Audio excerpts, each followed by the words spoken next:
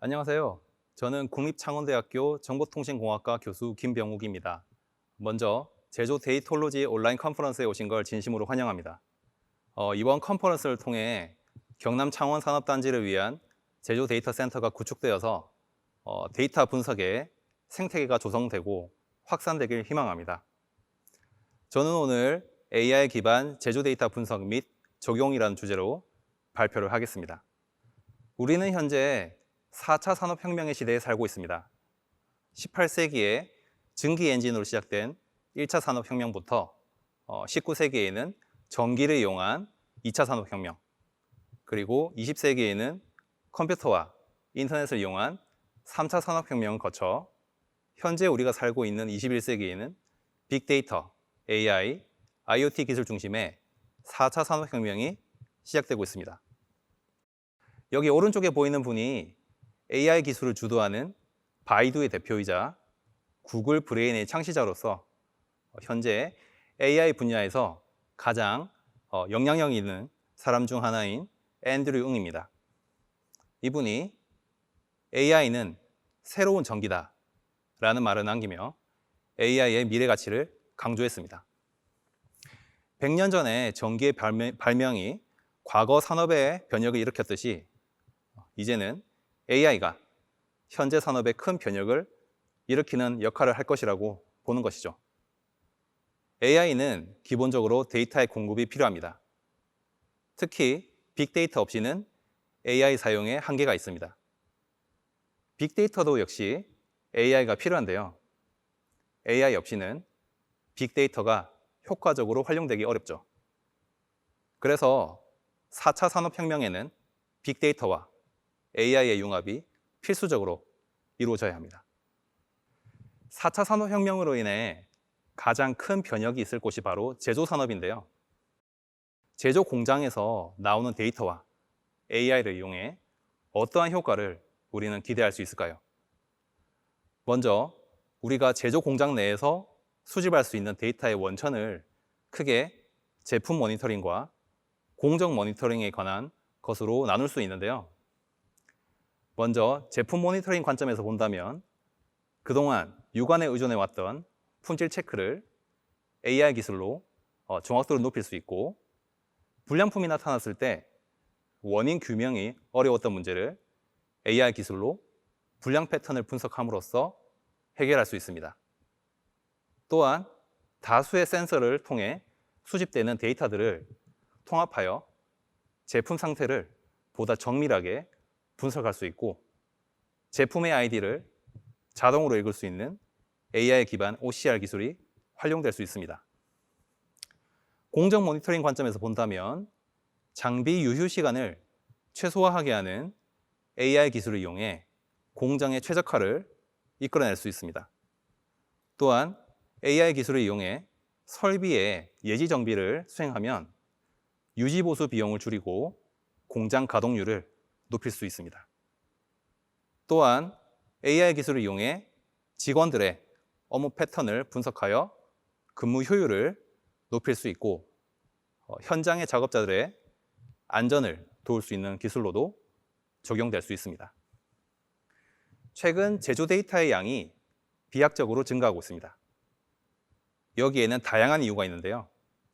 먼저 제조 과정에서 데이터를 수집할 수 있는 IoT 센서 장치들이 다양해졌고, 과거에 비해 가격도 저렴해지면서 많은 사업장들에 보급되고 있습니다. 그리고 과거와 달리 이렇게 많은 IoT 센서들로부터 대부분 실시간으로 데이터가 수집될 수 있습니다. 또한 이런 데이터들이 과거에는 로컬 서버에만 수집이 되어서 이 데이터를 통합을 한다든지 연동시킨다든지 하는 과정에서 어려움이 있었습니다.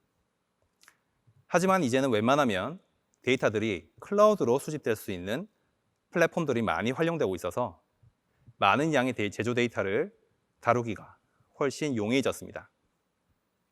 그리고 과거에는 진동이나 온도, 압력 등의 정형 데이터들을 주로 수집해왔지만 현재는 여기서 더 나아가 영상이나 텍스트 등의 비정형 데이터의 수집도 크게 늘어나고 있습니다. 과거에 룰 베이스 분석 방식이나 통계적인 방식으로는 이렇게 많은 양의 데이터를 분석하는데 한계가 있습니다.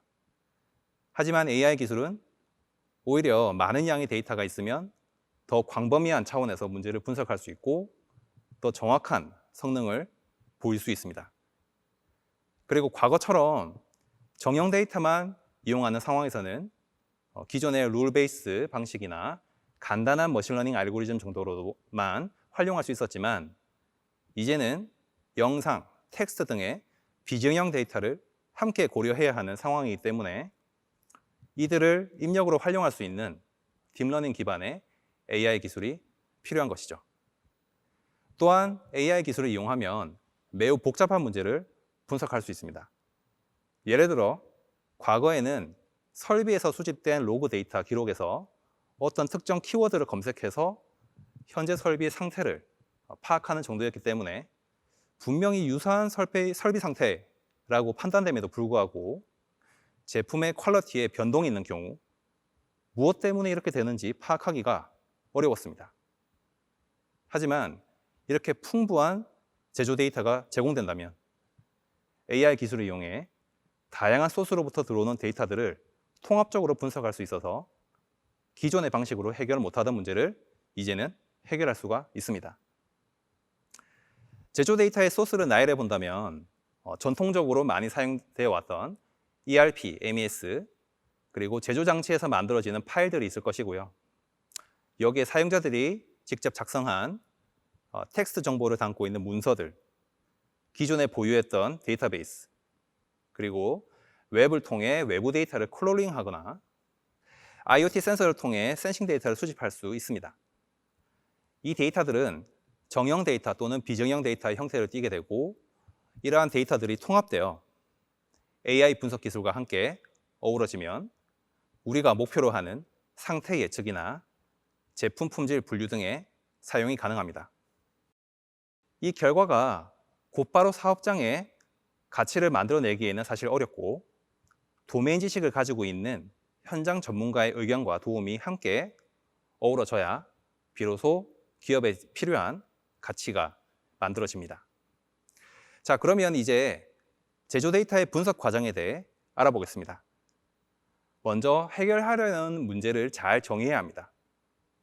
이 문제 정의 단계를 가볍게 여기는 상황들이 실제로 종종 발생하는데요. 사실 제조 데이터 분석 전체 과정에서 가장 중요한 부분이라고 볼 수 있습니다. 내가 지금 해결하려는 문제에 AI 기술의 접근이 과연 필요한지, 만일 그렇다면 AI 적용을 위해 데이터는 어떻게 제공할 수 있을지, AI 모델을 이용해 특정한 형태의 결과가 나온다면 이를 어떻게 평가할 건지, 이런 내용들이 문제 정의 단계에서 확실히 정해져야 합니다. 이것이 마무리되면 이제 설비, 공정, 제품에서 우리가 해결하려는 문제와 관련이 있는 데이터들이 서버나 클라우드에 저장이 되고 AI 모델 개발에 활용이 됩니다. 그 다음 데이터 전처리와 EDA라는 데이터 탐색 과정을 거칩니다. 현장에서 수집된 데이터는 대부분 다양한 요인에 의해 결측치나 이상치들이 포함되어 있어서 이 부분들을 처리해 줌으로써 데이터 품질을 개선시킬 수 있습니다. 그리고 피처 엔지니어링을 수행해야 하는데요. 이는 데이터에 대한 도메인 지식을 활용하여 최적의 특징을 만들어내는 과정입니다. 다양한 IoT 센서나 데이터베이스 등에서 데이터를 사용할 수 있다면 그중 어떠한 특징이 문제 해결에 영향을 미칠 수 있는지를 검토해서 기계가 잘 학습할 수 있도록 특징을 만들어줘야 합니다. 또한 수집 데이터 샘플이 적거나 데이터가 불균형일 때, 예를 들어 우리가 제품을 양품, 불량품으로 구분하는 문제에서 양품에 해당하는 데이터가 대부분이고 불량품이 일부라면 우리는 양품, 불량품 데이터가 균형을 맞출 수 있도록 데이터를 재구성시킨 다음에 AI 모델의 입력으로 사용해야 합니다. 이 과정을 도메인 지식을 가진 현장 전문가와 계속 소통하면서 꼼꼼하게 진행해야 하기 때문에 AI 개발 전체 과정 중 이 단계에서 가장 많은 시간을 사용하게 됩니다. 그 다음 문제 해결을 위한 적절한 AI 모델을 선정해야 하는데요. 먼저 머신러닝 방식으로 접근할지 딥러닝 방식으로 접근할지를 정해야 합니다.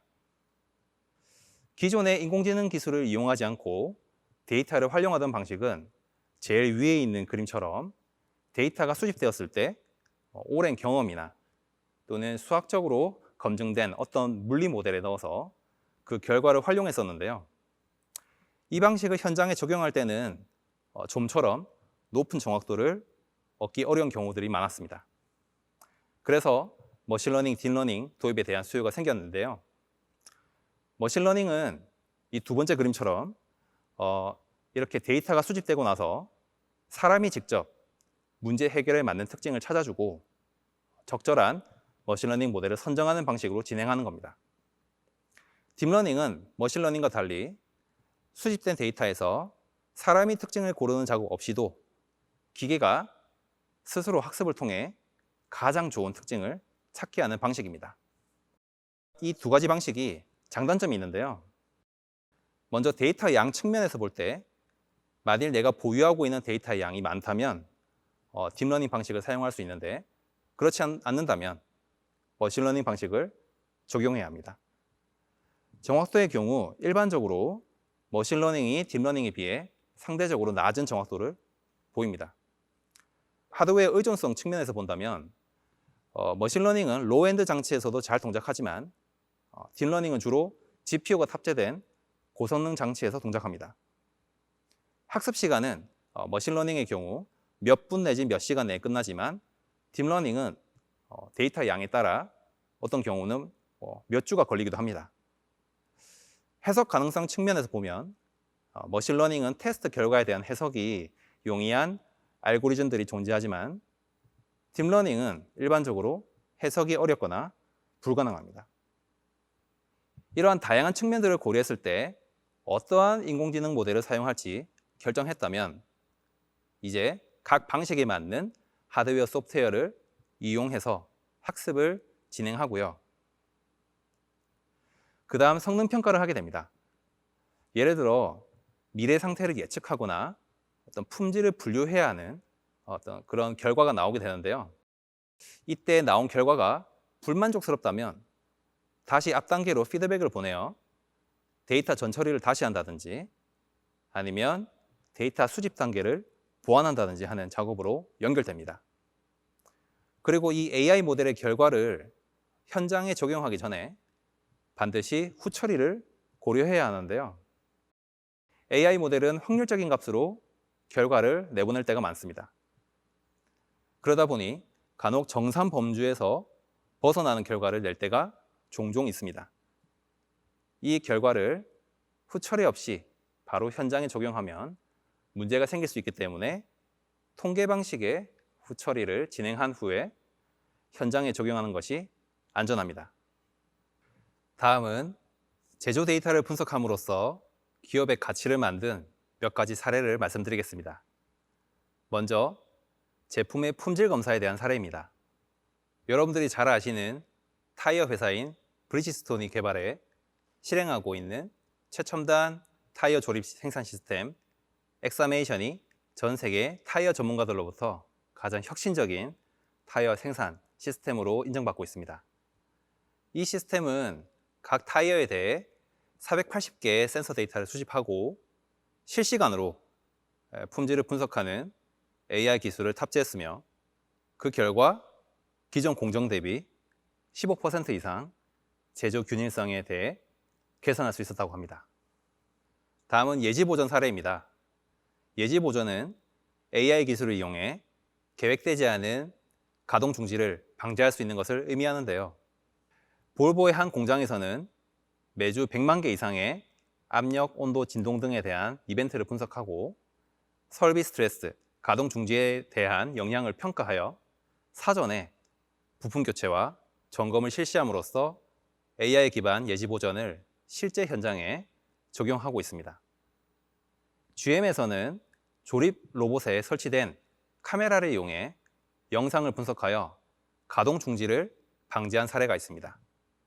이를 위한 실증 공장에서 예지 보전, 파일럿 테스트를 진행했고 실증 결과 7,000개의 로봇에서 72개의 로봇 구성 요소 오류를 감지하여 계획되지 않은 가동 중지를 방지할 수 있었다고 합니다.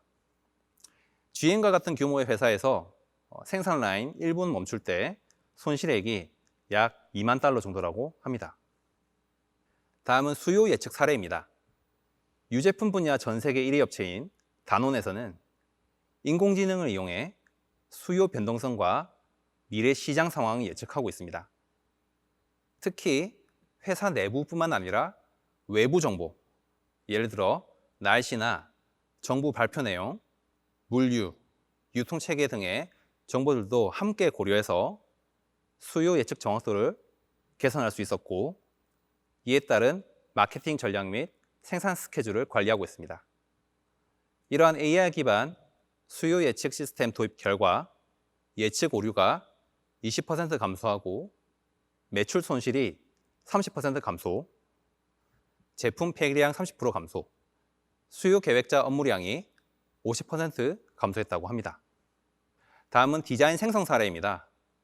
GM의 드림캐쳐라는 시스템은 AI 기술 중 하나인 간을 이용해 안전벨트 브레킷을 디자인할 수 있다고 합니다. 기존에 사용하던 안전벨트 브레킷은 8개의 구성 요소를 가지고 있었는데 간이 디자인한 결과를 분석해보니 기존의 디자인보다 40% 더 가볍고 20% 더 강한 단일 부품 디자인이 탄생할 수 있었다고 합니다. 끝으로 결론을 맺겠습니다. 경남 창원 산업단지에만 대략 2,800여 개 기업들이 있습니다. 앞으로 이 지역의 제조 데이터 분석에 대한 인프라를 확산하고 활성화하기 위해서는 경남 창원 지역에 맞는 데이터 센터 구축이 절실합니다. 이를 통해 제조 데이터 분석에 대한 생태계를 갖추고 빅데이터, AI 중심의 경남 창원 스마트 산업단지로의 대변혁을 기대해 봅니다. 감사합니다.